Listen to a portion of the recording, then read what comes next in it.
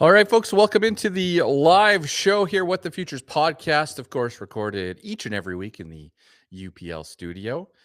I hope I'm coming through loud and clear. I'm getting all sorts of alerts saying that I need to try again and give it another run.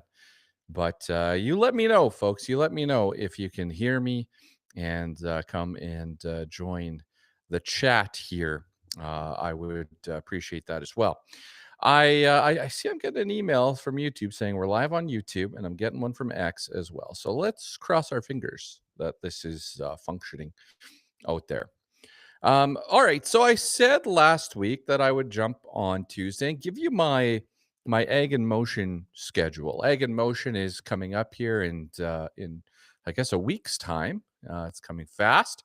I've been working hard here in the background, just getting things packed, getting things prepared, and just trying out some new equipment as well. You're always trying to grab great shots, great recordings, clips, and got to make some changes here for this year. So today's episode, we're going to talk Egg in Motion. We're going to talk about a schedule. My schedule. We're also going to talk about my top 5 travel tips for those heading to Egg in Motion for maybe the first time, or maybe you haven't gone in a couple of years and you're looking for a little refresher. So we're going to talk about my travel tips. Now, again, this is a great one for you to throw in the comments. If you have a travel tip that you'd like to share, feel free to fire it into there. I've got Trish from UPL joining me as well today on the live show. We're going to talk about the UPL booth, which is my home base for the entire week. That's where I hang out. So we're excited for that. We'll talk grain markets here in just a second as well. And what else do I have on here? Well, you know what? Let's talk grain markets and then let's circle back to some of the Egg in Motion stuff. All right. Now, of course, you guys know today that the canola had gains, trading as high as 707 or something like that on the November contract. I talked about the big, beautiful put last week. If you didn't catch it, Friday's episode, we talked about the big, beautiful put, looking to find that spot where you can secure your, do we call it financial success maybe for the 2025 growing season when it comes to that canola crop? That spot where you can go and get that put option in place and not worry about the downside moving forward. Now, if you want a refresher, go and check that out. Of course, Chuck Penner joins me on that episode as well. Chuck, not as bullish peas as I wanted him to be. So that's a bit of a heads up for those pea growers out there.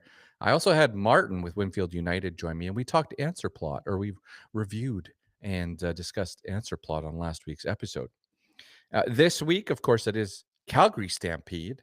So I've got Ryan Copperthorne with Cows in Control. He joins me on Friday's episode, and he just such a smart guy. I am not when it comes to cattle, and so he just continues to humble me when I ask silly questions, and he provides great answers. So that'll be coming up here for this week.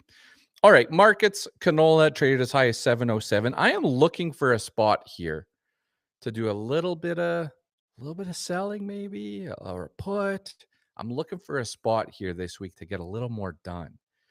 I got a little bit lucky last week. I don't know if you want to call it luck, but we did do some sales the middle of last week.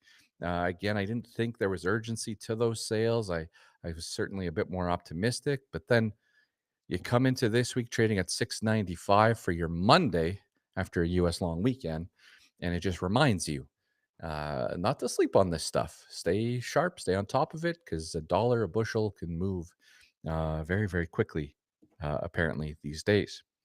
Spring wheat gave up 8 cents. I'm struggling with my spring wheat marketing, folks. We have just under 19 million acres of spring wheat out there across the Canadian prairies. And the question I have is how many of those acres are lined up for profitability this year or break even? Because when I get offered 750 on the farm for our wheat, it does not get close to paying the bills. And so I hope you're in a different position than us. I hope you have a slightly higher price being offered and maybe a few more bushels. But that's been a struggle for me, going ahead and locking in a loss with a forecast that is, well, the European model showing a little bit more heat than I wanted. Some of the other models pulling some of that heat out. Is it going to be a cooler July? I know that it trends drier as well. Just not a fun environment here for wheat marketing. I'm not saying that that you shouldn't be out there pushing this forward and getting some sales done and maybe mitigating your losses. There could be something there. I'm just saying that I'm struggling with it. All right. Okay. I want to also just highlight here feed barley. Again, chatting with Ryan in the cattle market, we were looking at feed grains a little bit. We did a little back and forth here. Feed barley values are starting to pull back here a little bit. Um, it's one of the crops where I've been the most aggressive from a marketing perspective, just based on um, well, a lot of corn in the U.S., a lot of feed grains being available. I think if you're a dedicated feed barley grower, where you have acres that you're going to be moving into the feed market, not putting it through your own cows or anything like that. I think you got to brush off your crop marketing on this one right now and figure out your path here, because values are starting to pull back, and they may be dropping out of profitability. At one point here on Highway 16 in Alberta, we were being offered, 550, 560 a bushel picked up on farm. Yeah, we're not quite there anymore. Um, but at those values, there was a path to some profitability for some farms there. All right. So I want you to stay alert on that feed barley market. I want you to stay alert on yellow peas as well. Again, Chuck mentioning last week, I don't want to put words in his mouth, but he did say, the demand into India, yeah, it may come later next year, but right off the hop here, it could be a bit of a challenge. So again, that's one you want to keep close tabs on right now. And even canola, I'm not putting up the warning light here by any means. I'm just saying, you saw what happened between late last week and Monday. It's the time of year where these markets get volatile. They get a little bit erratic at times. And so if you get that chance at 720, 730, 740 November futures, what's your plan? How are you going to execute? All right. I also have here that I'm turning a bit more bullish towards malt barley. And I think that's more of a concern around some of the growing areas for malt. So I'm not a big bull on malt. I'm just not turning bearish at this time. You might say, well, Ryan, if you're bearish feed barley and it drops 50 cents, malt will drop along with it. Yeah, you're not wrong. That can happen. And also, I put neutral oats at this time, which I don't think anyone really wants to talk oats anyway. All right, Egg in Motion. I just want to get to my schedule. Then we're going to bring in Trish in just a second. So I'm there. Well, we're going to set up Monday afternoon, right? We're going to be there for setup. Made the mistake last year of trying to set up at 6:30 in the morning, and didn't realize that you farmers out there, you don't mess around. Some of you were walking through those gates well before 8 a.m. And I think even Edmund, I think he even helped me set up for a little bit because you were there bright and early. So yeah, so set up Monday afternoon this time. Tuesday, I'm going to be at the UPL booth all morning until 2 p.m. And we have some fun going on in that UPL booth on Tuesday. We're going to do a little bit of a little breakfast going on, and I'm going to do a little crop marketing talk right around 10 a.m.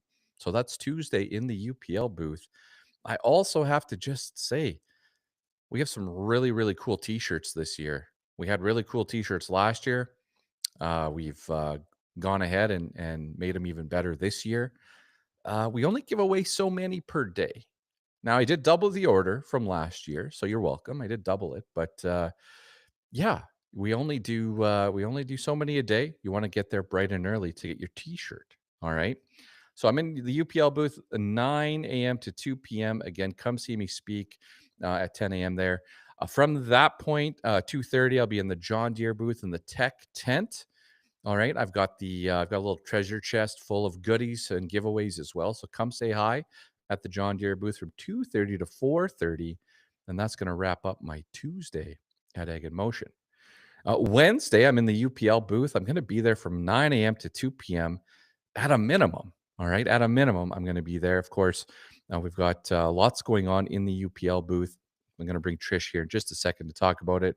And then Thursday is a day where of course, I want to talk to farmers the entire time, but Thursday is where I have a little wiggle room here um, to go and do some exploring as well. So I'm going to tackle some stuff for the farm on Thursday. Again, home base is the UPL booth. You'll see the What the Futures tent, all the What the Futures stuff there, the T-shirts.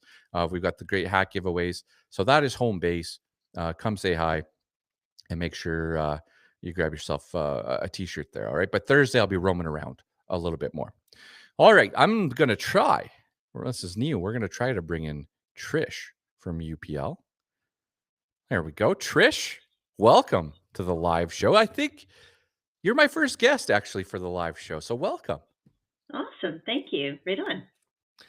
All right, Trish. So I've just been telling the viewers here that I'm home base is the UPL booth, which is in a great location. Why don't you give us just a sense of where we can find the booth and some of the stuff that we got going on? Yeah, absolutely. So actually, we are the only site at Egg in Motion that is open to all four sides. So we are located along Center Street, 4th Street, and Manitoba Drive. So you can access our booth from all four sides. This is kind of unique to Egg in Motion because usually you're kind of crammed in there. Um, Hmm. so basically, we are more on the east side of the trees, but when you come through the gates on the south side, we're one of the main stops. So, Awesome, mhm. awesome. All right, how are things looking on site this year? I haven't driven down Mm. Highway 16 in a while here, but how's that region looking just outside of Langham, I believe is the town? How are things looking? Good. Obviously, it was a rough start. It was really dry, and so we probably didn't get our irrigation up and running as quick as we should have. But things look really good now, and they've had ample moisture. The heat the past 2 weeks has really brought things on. So, yes, things look better. All right, good stuff. And when it comes to like the products or some of the things that you're showcasing during that week, like what stands out that you think this is the thing that farmers should come and check out at the booth? Okay, so one of the things that we're highlighting is our herbicide layering strategy. And Okay. so if you have those fields that you've had problem wild oats on for a few years and you've tried some different chemicals, we've done a lot of work with using Valium as well as Everest as part of a herbicide layering program. So if you just need some help in tackling these populations, you should stop by our booth and have a chat with any of our TSMs or our TSSs to understand how and what to use on your farm to really get on top of wild oats. Okay. Okay. And when it comes to the team, are you bringing in a few folks into this? Is it all everybody, all hands on deck, or what do you guys do for the team there? Yeah, it's everybody, all hands on deck. So we've got our leadership team present there as well. So Trent will be joining us all 3 days, Hmm. the head of Canada. Last year, we even had the head of North America there. He won't be able to attend this year, David, but yes, all hands on deck. So everyone attending from across Western Canada, your local rep will be there. Awesome. So, of course, I'm going to be hanging out as well. Do you want to talk to the folks about a couple things that we're doing? Yeah, we're going to have a lot of fun on Tuesday morning. So we'll be having a little bit of a meeting. You are going to educate the growers on crop marketing Hmm. and what we should be doing this fall. And we will take the growers through the plots. So not only will we showcase our current herbicide chemistries, but we'll also showcase our biosolutions. So Hmm. Wave will be the one on showcase there.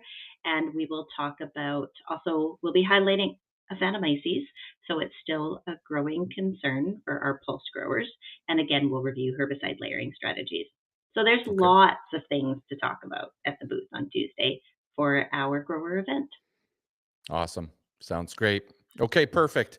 Anything stand out for Wednesday, Thursday in the calendar as well? I think Tuesday's the big day with lots going on. Anything different for Tuesday or Wednesday, Thursday? Pardon me. Yeah, so you can stop by for coffee in the mornings. We've got a coffee barista there, so that will be good if you need your caffeine shot in the morning. And then we've got some Yep. customer appreciation events in the afternoon. So if you need it's a good social hour or two at the UPL booth in the afternoon. Perfect. It was last year in the afternoon. It was a busy place. Yeah, Very busy it was place. So fun. that's Yeah. that's great.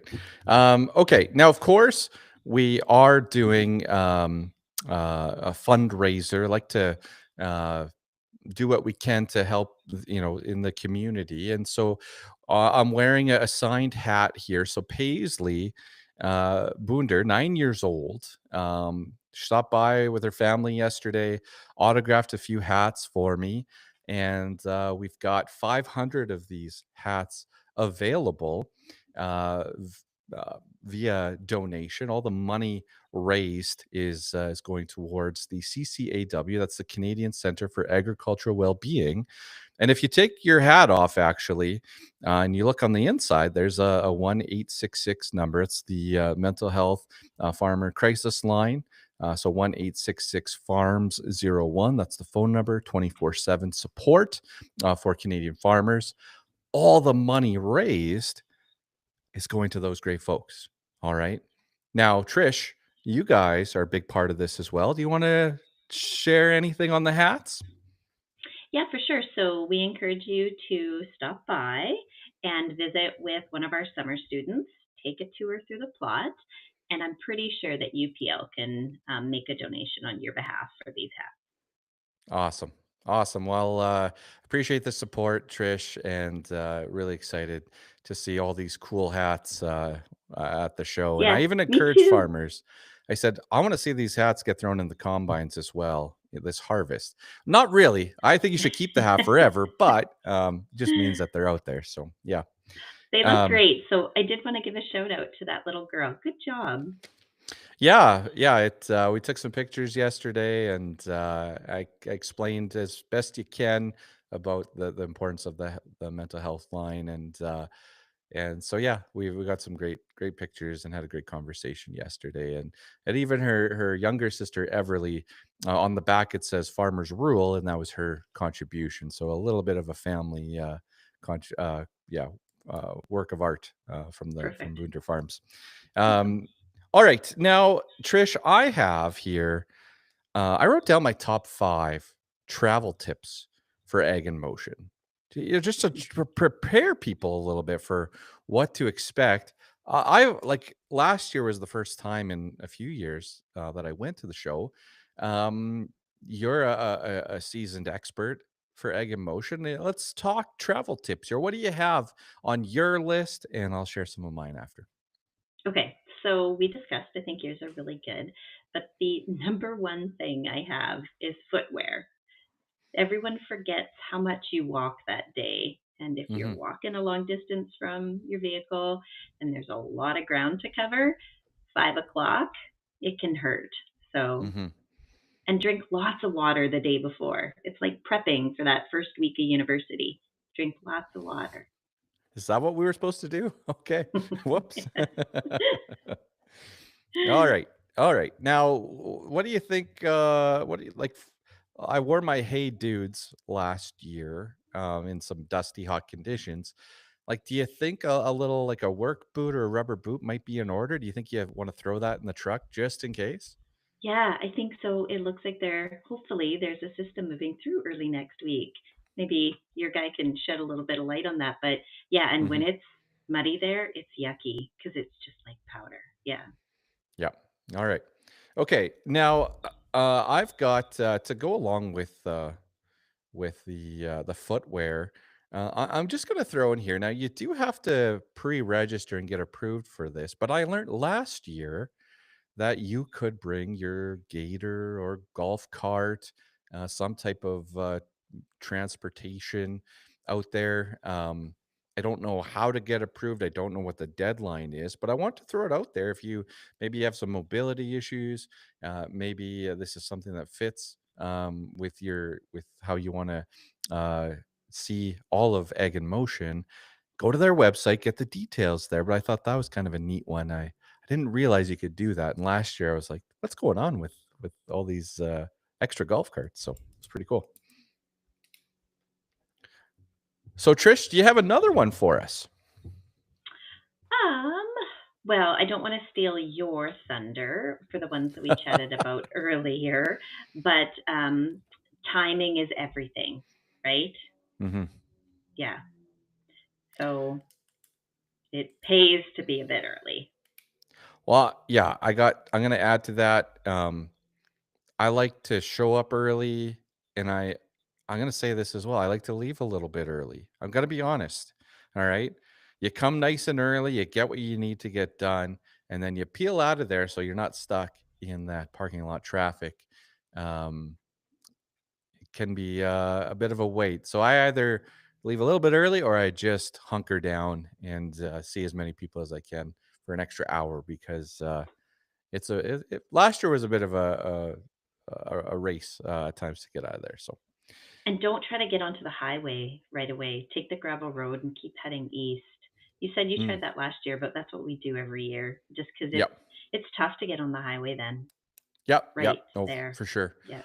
I was camping last year, so I was taking all sorts of different routes in and out, and yeah, heading south for a bit there.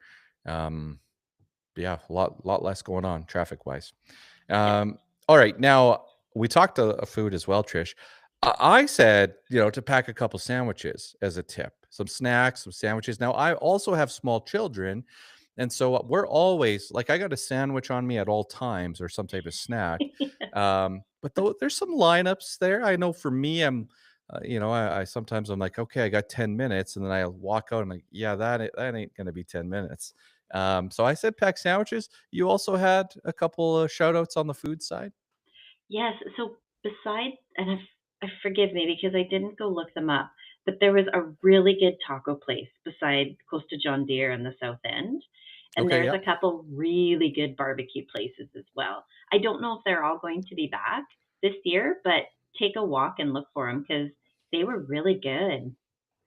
I looked up the list this morning. I didn't write them all down, but the Damn Smokehouse is that's on my Yeah. list this year. So there's a shout out for them. Here's pretty darn good over there. So I'm gonna try that one. Yeah. All right. I don't know if we're at 5 or not yet, but I did also put in here to head over to the UPL booth, pardon me, UPL booth bright and early to grab your T-shirt. Uh, Number one, you're gonna look cool. Number two, you're gonna have an extra T-shirt if you need it. You never know if you get wet, if you get sweaty, whatever. You have an extra T-shirt there. And we have kid sizes as well. Those were super popular last Yeah. year. Bright colors, kid sizes. Don't sleep on it. Get there nice and early to get your t-shirt. Um, I think that's around 5. Trish, anything else? Any other travel tips? No, I think that that pretty much covers it. Just be prepared. It's a lot bigger. If it's your first time going to the show, it's a lot bigger than what you expect. So there's a lot to cover. Yep, for sure. All right, Trish, thanks for joining us this week. I'm going to let you go. I'm going to keep rolling here with the live show. Thanks for giving this a shot, and appreciate you being the first to join me live on Tuesday afternoons.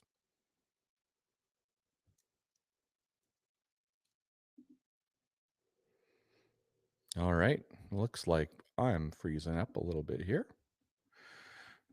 All right, folks. Well, I just have a couple last things here as well before we wrap up. I do want to say that I made a little checklist here as well. And I know that we talked about some tips, but I did make a checklist here. And you can take this with a grain of salt, but here's how I would tackle egg in motion. All right. Number one on my checklist, I'd go see the trusted partners for the farm that you're working with here in 2025. All right. Go say hi to them nice and early. And maybe there's something to discuss product wise. Maybe there's something to discuss when it comes to support and execution on the farm. But go and see those guys right off the hop and get that taken care of. They appreciate seeing you as well. Okay. Uh, the next one is just to go and see somebody new.